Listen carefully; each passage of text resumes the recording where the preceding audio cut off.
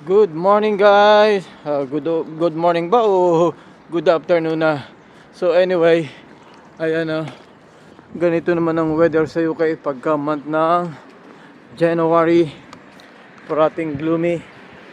So kailan ba huli tayong bumisita dito sa allotment before Christmas? December 19 kami umalis dito. So ilang weeks na rin, almost 1 month na hindi tayo nakakabisita dito sa ating allotment.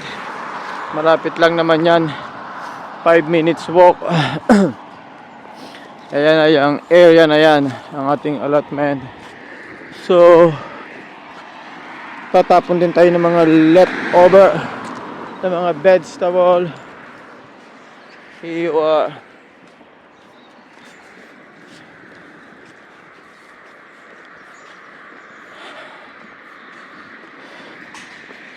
Ito guys, ito lang ating libangan dito pagka day off. So today is Monday, day off ko. Hatid lang natin kay Shania kanina sa school. First day niya sa school today. Medyo tinatamad yung bata, pero anyway, sana madaling maka-adjust kasi umiiyak pa rin talaga siya. Namimiss niya ang India. Ayan ito na yung allotment dito, North Watford Allotment and Garden Society. Allotment and garden shop to. So yan ang main gate. Pero yung atin ay dito sa kabila.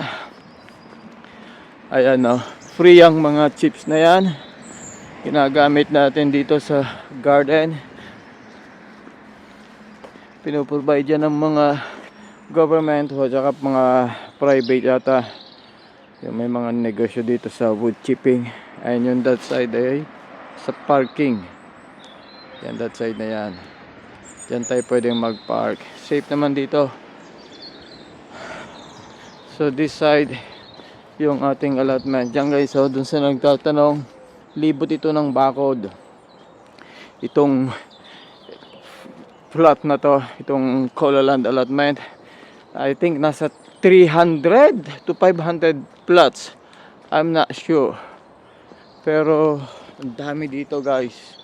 And imagine sa 300 na lang times 43 pounds, yearly naman yon, yearly ang bayad namin dito. So kayo nang bahala mag-multiply 300 plots sa 43 pounds a year.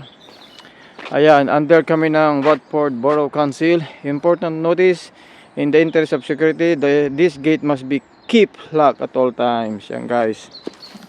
So meron tayong sariling key here. Only yung mga member lang ang pwedeng makapasok dito. Ayan, tingnan natin. Sorry guys. Ayan. Okay. Okay ang sistema dito. Ito yung ating itatapon ng mga leftover. Ito yung flat 204. Ayan flat 204. Tingnan natin. 204 flat. Isang flat yan hanggang dito. And I think ang flat natin ay yung flat natin ay 167B. So ito another flat din sa kabilang side. Another flat. Another flat. Here another flat. Another flat. Ayan, kaya marami to. Parang ano to mga siguro mga 150 square meter gada isang flat. Ayan. So yun nga guys, si Shania ay parati pa rin nalulungkot. Minsan gumagawa na lang ng story si Shama na after 1 month babalik na lang kami ng India. Kasi talagang this time talaga na miss niya ang India. Si Keyo, family sa India, siguro nagkakabait na, 10 years old na siya this April. Kaya naboboring na siya sa buhay dito sa UK kasi after school, siyempre mag-isa lang siya. Ayaw na daw niya ng ganung buhay. Ano namang magagawa namin? Ano magiging trabaho ko sa India? Si Shama, ang liit naman ng sweldo doon. Tapos kung sa Philippines naman kami mag-move, anong magiging negosyo natin doon? Di man ako skilled worker, business lang siguro. Although yung mga kapatid natin doon bigatin, pero hindi tayo. Anyway, here you are guys. Ito na yung ating allotment. I think this is 167B yung ating plot number. Nabura na yung dito 167 o 169. So yan guys, 43 a month a year. And kaya ako ito kinuha nga dati. Yan meron ng space para sa parking. Ako lang dapat ang mag-park dito, pero yung mga kapitbahay natin dito, yan, pumupunta sila dito at may dala silang sasakyan, nakikipark na rin sila dito, which is okay naman, basta wala ako dito. And ito yung ating kapitbahay, yan, si Alan. This guys, yan 169 pala, 169A itong kay Alan, and 169B o 167B tayo.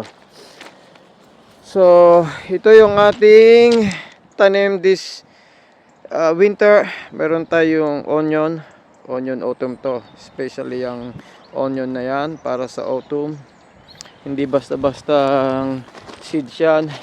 And ito yung ating during autumn, ito yung ating pinagkaabalahan. Mas magandang tingnan siya ngayon. Ayan Ayan. And ito naman yung ating garlic. Autumn garlic. Ayan. Gaganda na. And may ron pa rin tayo ditong side na onions. And yung strawberry naman, ganyan lang, okay naman yan. Sa spring yan, pag start ulit lumago. And ito yung ating friends garlic, the giant one. Ayan, ano lang yan, yan ba 2, 4, 6, 8 2, 4, 6, 8, 9 giant garlic friends one. And ito another onion. And yung ating tinanim nga na elephant garlic. Yan guys, yan ang elephant garlic. Dalawa lang naman yan, which is 4 pounds, 2 globes lang. Ang mahal ng ano niya ng seed. So yung guys, namimiss ko itong allotment. At least pagka during my day off, especially springtime, summertime, nandito tayo, may libangan tayo, and also we're doing vlog. And ito yung tinanim natin na leeks. Ayan nakaka-survive naman sila during winter. Masarap to, masarap yan sa mga tinola, sa sinigang, parang sibuyas kasi yan Ayan And ito, nag-start na yung ating mga berries. Ayan nag-start na. Siguro month ng April, magsisimula na silang tumubo uli. Ayan yung ating sayote. Let's see kung tutubo yung ating sayote. Yan tinabunan natin. Tinabunan natin ng mga compost. At saka ito, net na to siguro. Tingnan natin kung makakasurvive. And this side, medyo dead. Tingnan natin dito kung anong hindi ko mabuksan. Meron tayong potato dito Ayan yan, nag-iipon tayo ng rainwater, maganda yung pataba. Okay guys, and ito yung ating grapes. Yan o.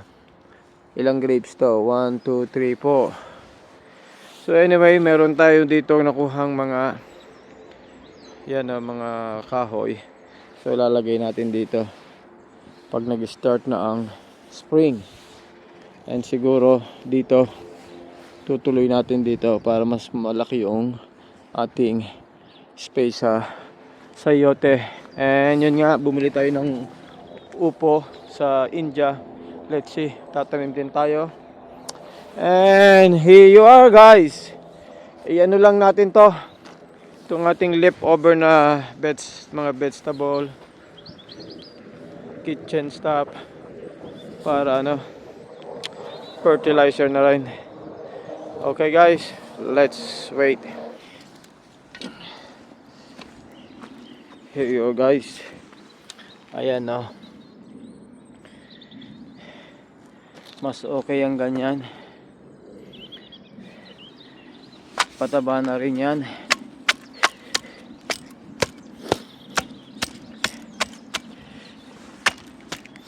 Yung chili natin tinapon ni Shama galing to dito pero nagkaroon ng mold tinapon bigla.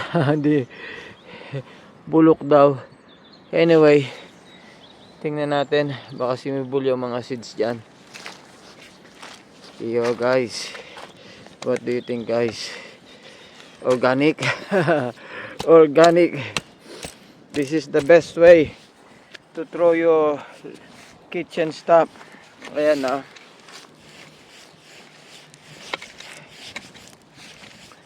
Okay dito sa England guys, kasi kahit papaano yan guys, okay dito sa England kasi kahit papaano nagkakaroon ng may recovery yung ating soil for the whole winter. At least nakakapagpahinga sila and ready for spring. Ayan na. Ito siguro ang reason kaya may 4 season para makapagpahinga yung soil at saka yung mga tree. Ayan no, hala mo dead sila. Ayan, pero month ng April, yan, nag-i-start na uling mag blossom flowers yung sitwasyon dito sa 4 season country. Kaya ang ganda. Alright guys, so yun lang muna. And kay Madam Shama update, nasa trabaho nga pala siya. She started yesterday 8 to 8 and then today 8 to 8 and tomorrow Tuesday her day off. So hopefully makarecover ng mabilis si Shania, kasi ang hirap din parating umiiyak and nag-worry din kami. So yun guys, thank you for watching. Ano ba yung aming latest vlog when we arrive here? Yeah, our anniversary, and then yung una kong trabaho, and this is the previous one, the last one about our allotment. Yun lang guys. Ano sa tingin nyo ang buhay here in the UK? Okay naman At least hahanap ka lang talaga na mapapaglibangan dito at para hindi ka ma-bored. Yun lang guys, thank you for watching Bimbo Conejo Vlogs. Please paki-share guys, and don't forget press the like button and especially subscribe. Thank you, bye bye.